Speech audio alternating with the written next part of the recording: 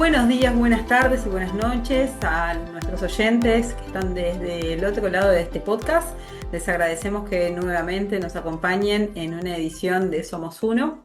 Estamos junto a Sol y hoy nos interesa hablar y que hablemos de algunas herramientas que integran el método de la biodecodificación, pero no solamente para el espacio clínico, para el espacio de consulta, ¿no? Sino cómo lo aplicamos nosotros en nuestra vida, porque como ustedes sabrán, y los que estén más pendientes de nuestra forma de trabajo y de nuestra vida, saben que nosotras no solamente aplicamos la biodecodificación en un espacio clínico, sino que también estamos atravesadas en nuestra vida por esta filosofía. Entonces, bueno, le doy la bienvenida a Sol también. Buenos aquellos momentos en el que estén. Nada, darles la bienvenida nuevamente y agradecerles por compartir este espacio. Y ahí, como comentaba Tania, venimos charlando ya con muchos de ustedes en nuestras redes de cuáles son aquellos puntos, aquellos aspectos que les interesaría un poquito conversar. Y por ahí, uno de los puntos que nos estuvieron comentando fue sobre el perdón. Un perdón que habitualmente estamos acostumbrados a un concepto muy distinto al que nosotras utilizamos, tanto en consulta como en nuestra propia vida, ¿no? Tania, ¿nos querés compartir un poquito qué es lo que habitualmente utilizamos?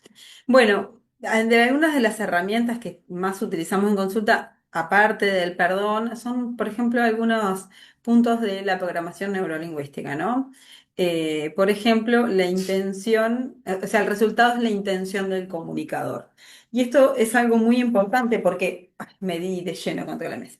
Y esto es algo muy importante porque, ¿cómo lo traducimos? A ver. Cuando hablamos de que el resultado es la intención del comunicador, estamos diciendo de que aquello que experimentamos, o sea, lo que se dio como resultado de una determinada situación, era la intención subconsciente que tenía la persona para poder expresar o vivir esa experiencia. O sea, que hay una búsqueda de eso, ¿no? Y eso realmente es muy útil si lo aplicamos en nuestra vida. Dejamos de pelearnos con las situaciones y empezamos a hacernos un poco responsables, que es otro de los conceptos hiper importantes en lo que es el método de la biodecodificación, la responsabilidad. Y ahora les vamos a ir contando un poquito cómo se conecta cada uno de ellos. Creo que podemos quedarnos ahí como con estos tres puntos fundamentales y después a continuación seguir profundizando. Pero la intención del comunicador o la intención positiva también podemos trabajar ahí. La responsabilidad. Bueno, creo que por ahí nos podemos quedar como con estos tres puntos y tomar dentro de la intención del comunicador lo que es la intención positiva también en todas las experiencias de nuestra vida. Entonces, ¿cómo se interconecta esto de la responsabilidad, la intención del comunicador o la intención positiva, que si bien son cosas distintas, las vamos a tomar juntas, y lo que es el perdón?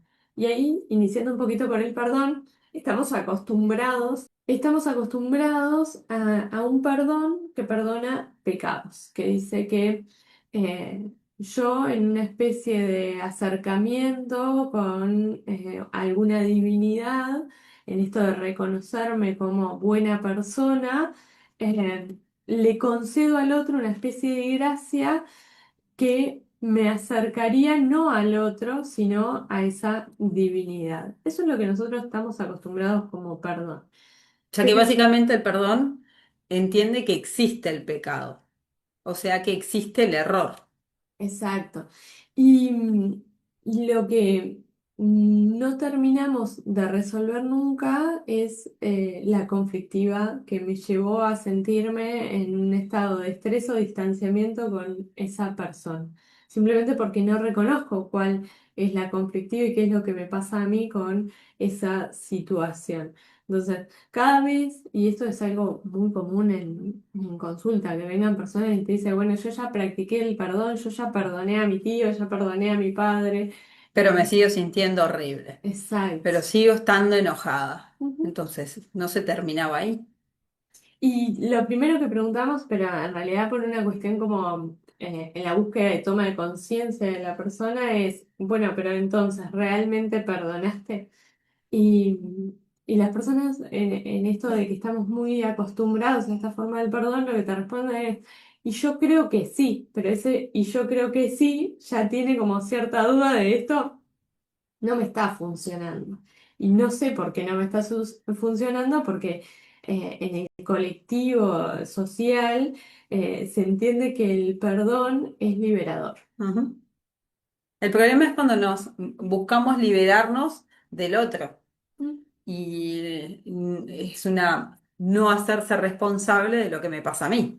Porque si todo lo que me pasa a mí depende del otro, entonces siempre voy a estar adherida al otro, mm, ¿no? El perdón que nosotros trabajamos y desde el modelo en biodecodificación que nosotros trabajamos, el perdón no pasa por otros. mm. De hecho, si lo conectamos como con esto de la intención positiva, aquello que nos puso en estrés nunca tuvo su raíz en el otro, sino que tuvo su raíz en nuestra propia búsqueda subconsciente en esa experiencia que nosotros vivimos. Como todos habrán escuchado ya en muchos lugares, nosotros no vemos el mundo tal cual es, sino que lo vemos tal cual somos. Y lo que nos pone de estrés es eso que vemos justamente. Entonces, en el momento que utilizamos este perdón, que es cultural, que es social, que proviene de la cultura judío-cristiana, Más cristiana que judía. Ujú. lo que sucede, Vamos a terapia y nos dicen, bueno, pero capaz que ya es tiempo de perdonar. ¿No? O vamos y hablamos con un amigo y nos dice, bueno, ¿y por qué no lo perdonás? Porque de última, pobre, mírala, mírala. como cayendo ahí en la justificación.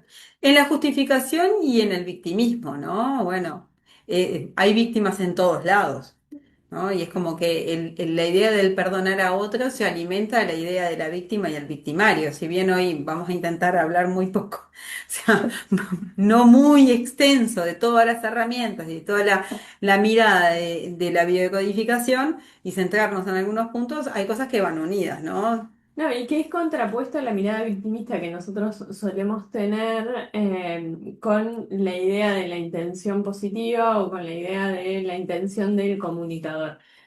Si yo soy creador de esta realidad, por esto que les decía, de que nosotros vemos el mundo eh, tal cual somos, no tal cual es imposible que sea el otro quien me produce ese dolor. Más allá de que el otro haya tenido una acción, claramente vivimos en una sociedad y el otro hace cosas y yo hago cosas y eso que sucede se interconecta y se interrelaciona. También no nos conectamos con todas las personas, conectamos con determinadas personas Ujú. y eso habla ya de algo que lo podemos ver en En otro otro podcast. momento. Pero sí sabemos que si lo que me pone en estrés es aquello que yo estoy viendo y aquello que yo estoy viendo tiene que ver conmigo, esta idea de perdonar al otro carece un poquito de sentido. Es como perdono al otro, pero en realidad la causa está en mí. Entonces, nunca me va a liberar de la situación de estrés. Esa situación de estrés que obviamente está proyectada en el otro y que entiendo que el otro eh, cometió un pecado o lo que hizo fue erróneo. En cualquiera de los casos, si nosotros seguimos pensando de que lo que sucedió fue erróneo, tanto si la causa es mía o si la causa es el otro, voy a seguir en un estado de estrés. Y es por eso que no trabajamos con este perdón que socialmente estamos acostumbrados. Ajá. ¿Con qué perdón trabajamos entonces, no?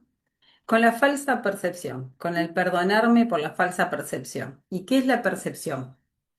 Y acá viene otro concepto que es bien importante tener en cuenta y que es la palabra más importante en biodecodificación, que es significado. ¿Por qué? Porque cada persona significa de una manera específica, de una manera personal, de una manera subjetiva. Podemos estar viendo una mesa, pero lo que signifique para mí la mesa no va a ser lo mismo que signifique para vos. o lo que signifique para alguno de nuestros oyentes. Si bien vamos a estar todos en la idea de que podemos apoyar arriba de una mesa y que tiene 3 o 4 patas o 6 patas o mínimo de 3 patas y que, bueno, pueden haber diferentes características. La emoción que yo tengo con respecto a la mesa, ¿no? Esa idea que yo me formo en cuanto a la mesa es completamente personal. Y esto nos lleva a que en determinadas situaciones que yo vivo voy a significar eso que viví completamente diferente a lo que signifique cualquier otra persona que esté presente en esa misma situación. ¿Y cuándo ese significado nos pone en un estado de estrés? Cuando pienso de que eso es equivocado, cuando pienso que eso es erróneo, o sea, cuando creo que es, entre comillas, pecado, ¿verdad? Porque el pecado, insistimos, es la idea de que es equivocado eso que se está haciendo, ya sea por una moral, ¿no? Cuando yo entiendo que eso que estoy viviendo es equivocado, entro en estrés. Y es muy habitual que las personas cuando les preguntamos, bueno, ¿y qué te permitió esa situación? Y te dicen, no, y no me sirvió para nada al final.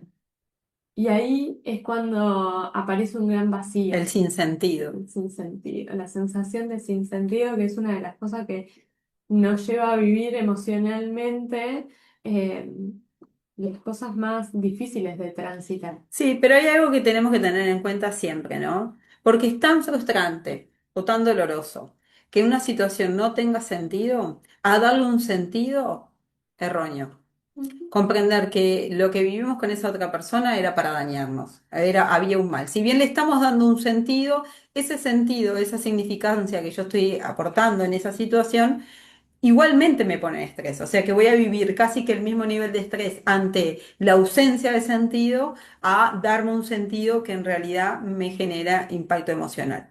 Entonces lo que trabajamos siempre es en buscar un sentido que me aporte plenitud, que me aporte paz. Y ahí está la noción de falsa percepción o percepción errónea. Cuando una percepción es errónea y por la cual nos perdonamos, que perdonarnos básicamente es entender que sucedió lo único que podía suceder y que eso que sucedió fue perfecto para la experiencia de conciencia que estábamos experimentando. Nos pone en un estado de estrés, de conflicto y es errónea cuando eso no nos conduce hacia un estado de paz. Y no importa cuál es ese significado, ni la subjetividad de la persona en esto de que, o mejor dicho, dependiendo de la subjetividad de la persona, una situación va a ser estresante o no. Y la brújula siempre es la paz. Si aquello que yo estoy experimentando no me conduce hacia la paz, es porque estoy experimentando una percepción errónea, una falsa percepción. ¿Cuál es la salida de eso? Bueno, buscar cuál es la percepción que yo puedo tener de esa misma situación que en cualquiera de los casos es una construcción personal, lo que vi estresante o lo que puedo Total. encontrar hoy, pero que esa nueva percepción sí me conduzca a un estado de amor. Y ahí muchas veces surge como esta inquietud de, bueno, pero entonces todos harían cualquier cosa que les produzca paz y a nadie le importaría el otro.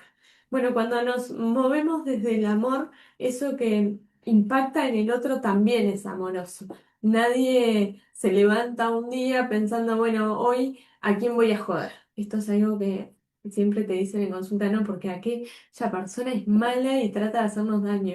No, nunca hay una búsqueda de hacernos daños. Nuestro cerebro ni siquiera tiene esa capacidad de procesar esa información, sino de que lo que busca es aquello que obtiene a través de lo que hace. Entonces, si yo te preguntara, ¿hay gente mala? ¿Qué me No dirías? hay gente mala. ¿Qué hay?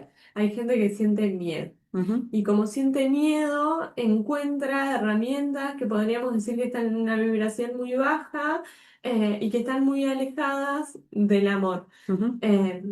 Eh, el amor y el miedo en realidad es la misma energía, lo que pasa es que una está en una vibración muy alta que nos conecta con un estado de paz, de plenitud, y el miedo es la misma energía, pero que nos tiende más a paralizar o a contactarnos con aquellas emociones que tienen que ver con la tristeza o la ira. Bueno, pero todo muy lindo. Tenemos la responsabilidad, tenemos la culpa, tenemos bueno, la responsabilidad de la culpa, perdón, tenemos el significado, ¿verdad? Tenemos el cambio de percepción. Pero ¿y cómo lo ponemos en nuestra vida? Todo eso. ¿Y a dónde nos lleva, no? Implementarlo en nuestra vida y entender que las personas solo sienten miedo o experimentan el amor. Bueno, sin duda que nos lleva a un lugar muy diferente al que estamos acostumbrados. Eh, y a veces a transitar espacios de frustración. Nosotros Que la estamos frustración es algo bueno. Nosotros estamos muy acostumbrados a proyectar todo lo que nos sucede, a trasladar la responsabilidad a otras personas. Cuando trasladamos la responsabilidad a otra persona, lo que se construye es la culpabilidad. ¿Mm? Salimos de un estado de responsabilidad y hacemos culpable al otro de las experiencias que vivimos. Por tanto, nos deja en un estado de ausencia de poder sobre nuestra propia vida. Ujú. Que Pero es en tu vida. La biodecodificación es mucho más que un método. Hoy es un paradigma. Estamos hablando de que cambia la forma en que tiene de concebir al mundo y por ende cambia la manera en que yo me concibo a mí mismo, ¿no? Si yo hoy dejo de pensar de que hay víctimas y hay victimarios y empiezo a pensar de que la gente actúa por amor o actúa desde el miedo, es un cambio importante, ¿no? Yo dejo de ver a cualquier persona que me agredió como una persona que quiso hacerme un daño y entiendo que experimentó miedo. Y yo también he experimentado miedo, entonces puedo juzgar, experimentar el miedo cuando es algo que básicamente es una reacción neuroquímica. Y cuando pensás en eso, ¿cuáles son aquellas personas que vienen a tu mente? Y bueno, hay muchas personas en mi vida que se han posicionado en algún momento cuando yo me posicionaba más desde el paradigma de la victimización, que entendía que me habían hecho daño, me querían hacer un mal, que me tenían envidia, yo qué sé, ¿no? Hay como muchas, desde eh, conocidos, personas que consideraba una amistad, ¿no? Compañeros de trabajo, familiares, hasta mi propio padre, ¿no? Y hoy puedo ver todas esas situaciones, con una lupa, ¿no? Porque no deja de ser simplemente un sistema de creencia. Yo antes creía en una cosa y ahora estoy empezando a creer otra, nada más que antes lo que creía me mantenía en un estado permanente de estrés porque me sentía víctima y el poder lo tenía el otro, y hoy empiezo a ver el paradigma de la responsabilidad y entiendo de que actuamos por amor o por miedo, y eso me reconforta realmente, porque yo también sé lo que es sentir amor o lo que es sentir miedo, entonces eso no lo puedo juzgar. Y me Cuando, acerca al otro, ¿no? O sea, cuando me decís eso, una de las cosas que me trae a la mente es un gran cambio que pude hacer en la percepción que tenía de mis papás. ujú, Eh, yo durante mucho tiempo tuve la idea de que mis padres, que hoy me doy cuenta que fueron hiper amorosos y mi papá que todavía lo tengo con vida es sumamente amoroso. Pero durante mucho tiempo construí la idea de que ellos no me veían y de que su atención estaba depositada en uno de mis hermanos por la situación que estaban transitando.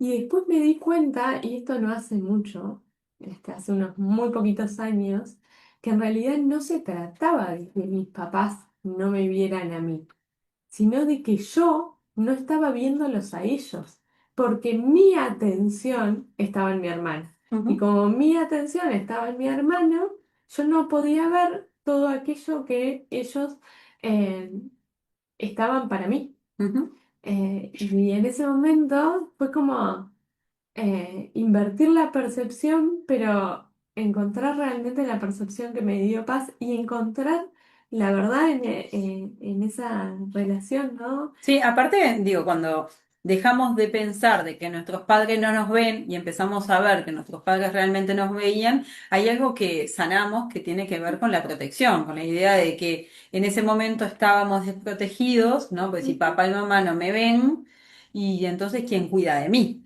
Ahora, si papá y mamá realmente me veían, yo nunca estuve en peligro, y entonces mi protección siempre estuvo asegurada. ¿no? Y es como que el movimiento, ¿no? de percepción, ¿no? Este cambio de percepción empieza a ser cada vez más sanador, ¿no? Porque dejamos de contarnos las mismas historias que nos contamos durante años y empezamos a ver una historia que nos da paz.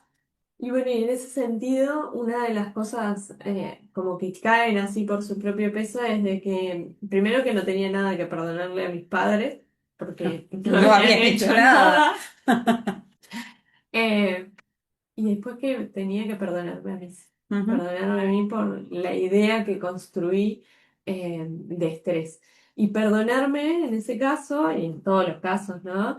Fue entender de que eso era lo único que yo estaba pudiendo hacer. ujú. Ver eso era para lo que yo estaba teniendo herramientas en ese momento.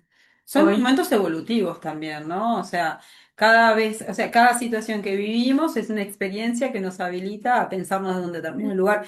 En ese momento, claramente, lo que estabas en una cuestión evolutiva a nivel intelectual y a nivel emocional era poder percibir eso, ¿no? Ese camino te llevó a construir una mirada nueva, ¿no?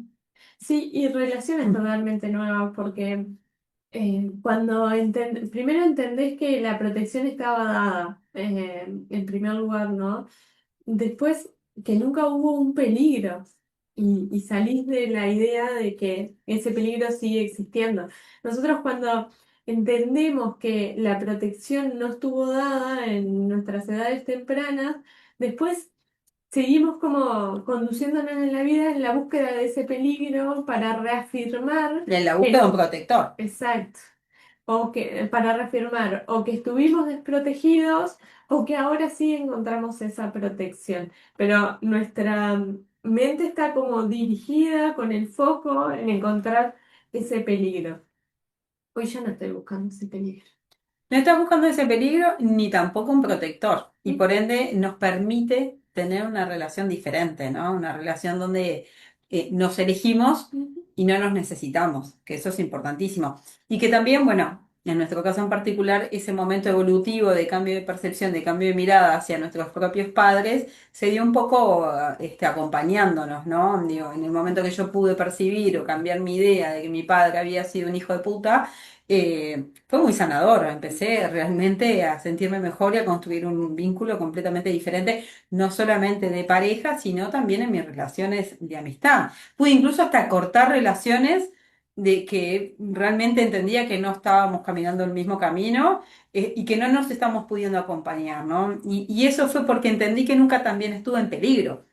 Ni estuve en peligro por mi padre tampoco, ¿no? Digo, porque algunas personas sabrán, yo lo he comentado, no muy abiertamente, pero bueno, lo he comentado, ¿no? De que en mi casa se ejercía una violencia física muy importante por parte de mi padre, ¿no? Mi padre era una persona alcohólica que también había vivido muchísimas frustraciones en su vida, que no había tenido las herramientas para poder tramitarlas y que en realidad estaba sobreviviendo y que también estaba sintiéndose desprotegida, ¿no? También mis padres vivieron un momento sociohistórico en el Uruguay muy, muy intenso, donde su vida estuvo en peligro, ¿no?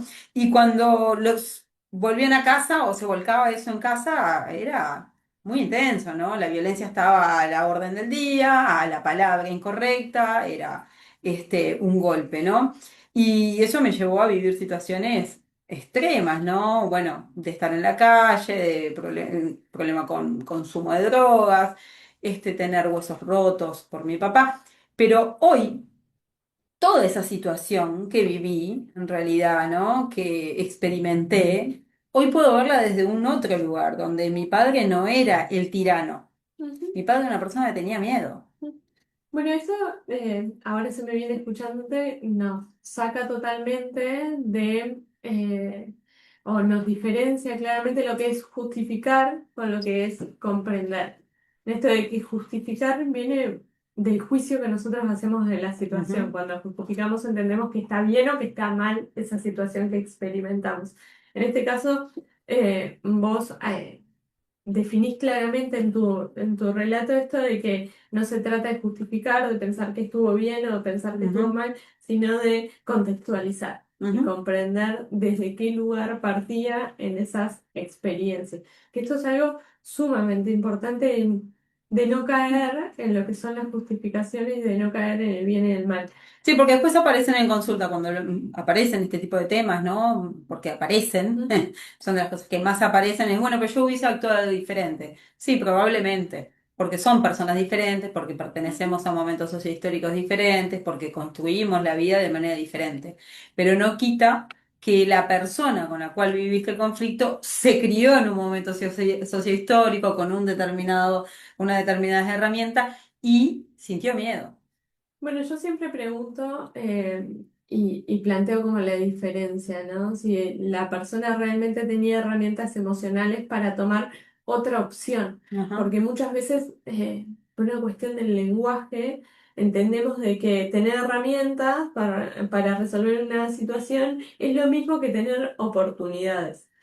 Ujú, La realidad es que en la vida tenemos millones de oportunidades para ujú. tomar un camino o el otro, pero no tenemos siempre las herramientas emocionales para tomar la opción más amorosa, Sí, sino que nosotros siempre estamos buscando, siempre tenemos una búsqueda de sobrevivir. Por tanto, tomamos la opción no más amorosa, sino por un lado la opción menos tenebrosa y la opción más útil para ese momento con las herramientas que tenemos. sí, que estemos en lucha, ¿no? Y que ejerzamos la lucha ante una determinada situación, y llámese lucha a golpear a tu hijo, no quiere decir que el padre no esté sintiendo miedo.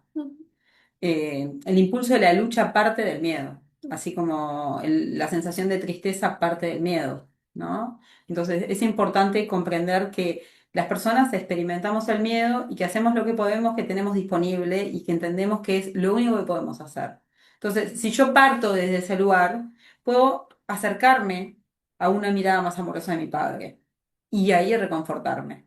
Si yo sigo pensando en mi padre simplemente me odiaba y bueno, probablemente toda mi vida esté afectada desde la idea de que porque yo no soy valiosa, porque no era suficientemente buena para mi padre, porque mi padre me detestaba, y eso después lo vivo en mi vida. Entonces, ¿tiene sentido si yo vivo una situación sumamente de estrés, que yo siga autocastigándome con una idea que en realidad no tiene una base más allá de la experiencia vivida? O sea, yo a esa experiencia la puedo significar de otra manera que realmente sea potenciadora para mi vida. Hoy puedo ver que mi padre sí me amaba. Lo que sentía era miedo a no poder.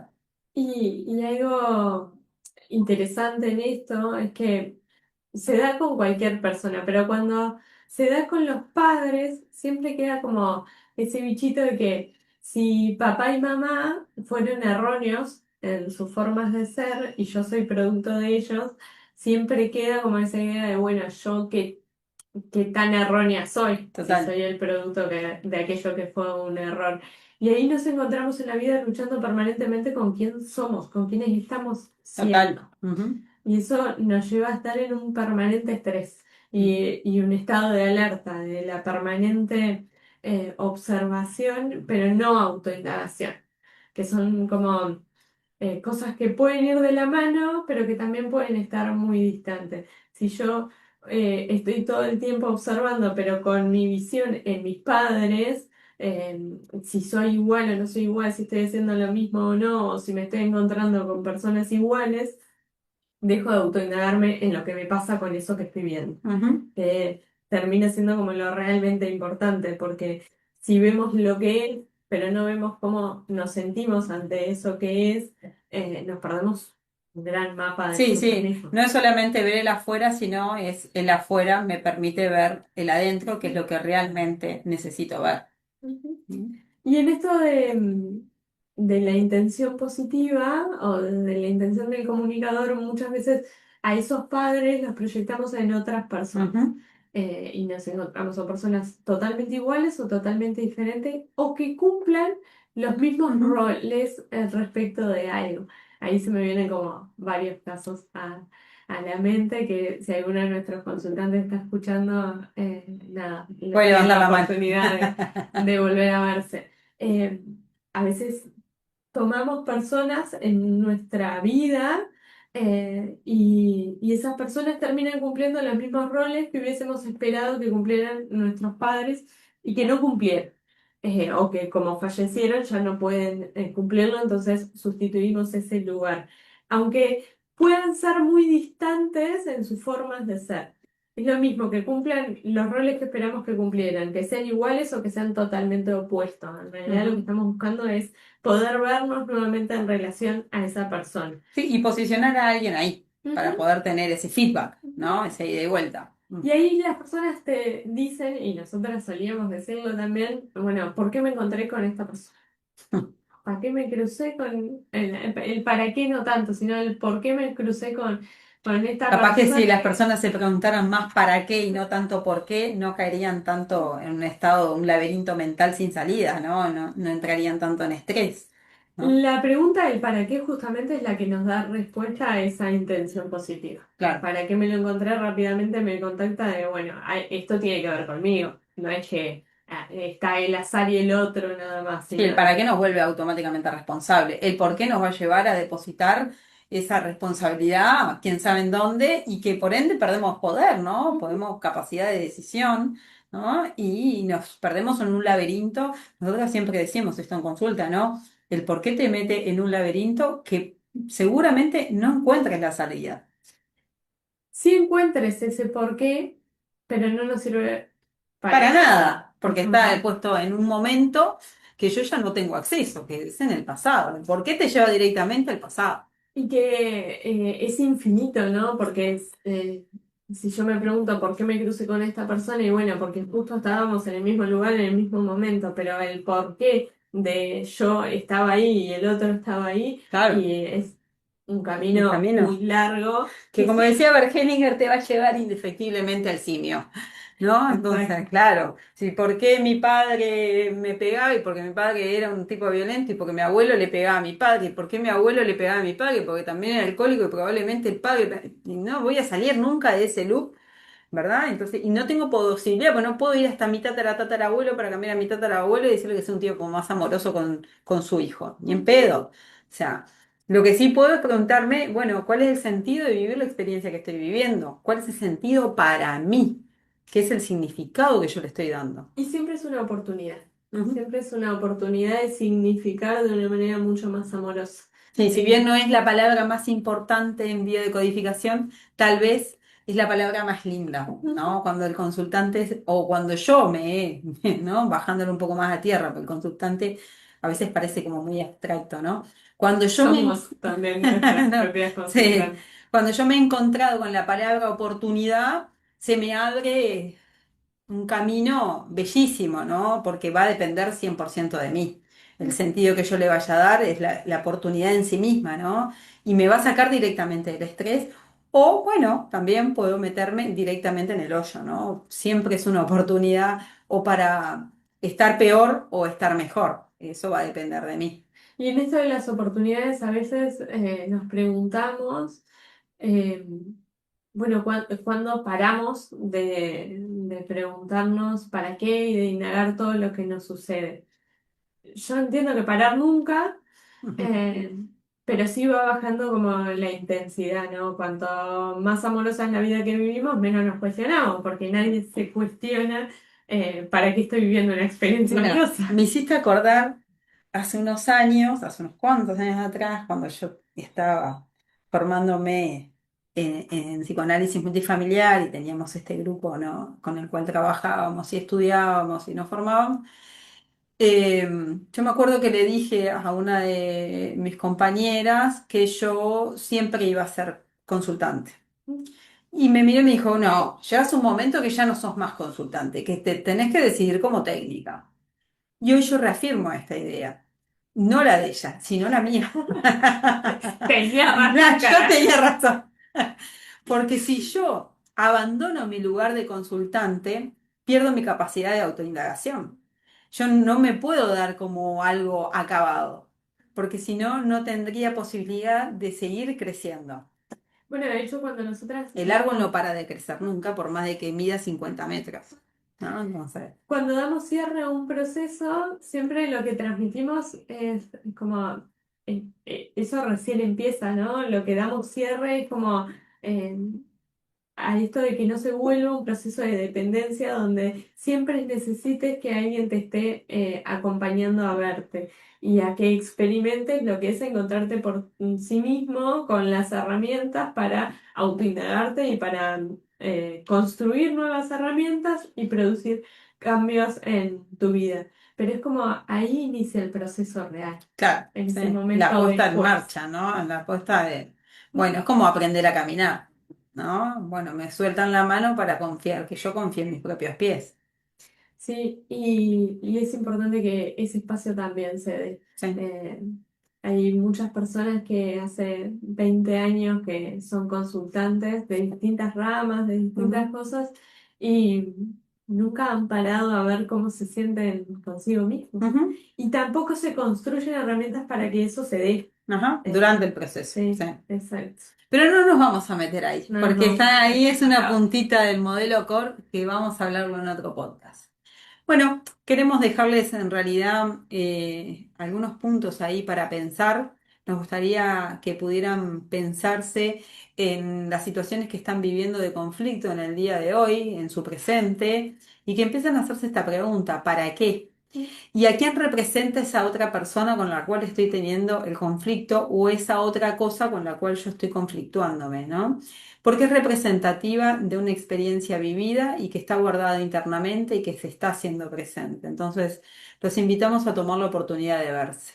Y yo voy a responder a una pregunta que hicimos, una encuesta que hicimos, pero también como para dar un pie ahí como en esto de las resonancias, pero no las resonancias familiares, sino las resonancias que simplemente hay cuando nos encontramos con un otro. Nosotras les preguntábamos en la encuesta cómo creían que nos conocimos. No le No, acertó casi nadie. nadie o nadie.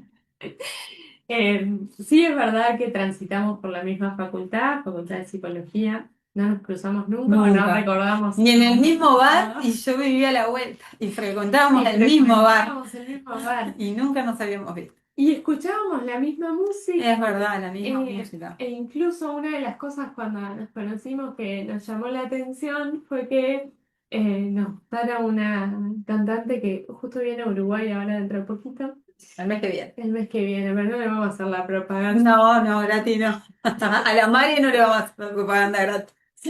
Eh, y o sea, las dos le gustaba esa cantante que no le gusta, o sea, No no la la conoce. conocía. Ahora capaz que sí, pero antes no la conocía absolutamente nadie en Uruguay.